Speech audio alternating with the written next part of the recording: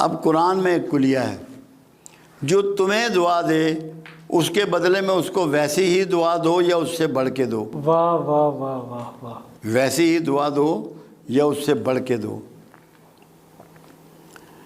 جب رسول اللہ پر آپ کی دعا پہنچی، ان پر یہ پابندی آ گئی قرآن کے مطابق، اس کے بدلے میں وہ آپ کو اس سے بہتر دعا دے۔ واہ، جی، کمال۔ جس کا دعا گو رسول ہو وہ دوزخ میں جائے گا؟ بالکل بھی نہیں۔ پھر قرآن ایک بات اور کہہ رہا ہے، کیا ہو گیا ان لوگوں کو جو اپنی جانوں پہ ظلم کر بیٹھے؟ کیوں نہیں میرے رسول کے پاس جاتے اور اس سے کہتے کہ ہمارے لیے اللہ سے بخشش مانگ، اور وہ تمہارے لیے بخشش مانگتا اور میں بخش دیتا۔ تو اللہ کے رسول تو ساری رات روتے تھے، کھڑے ہوتے تھے، پیروں پہ ورم ہو جاتا تھا امت کی بخشش کے لیے اور دعاؤں کے لیے۔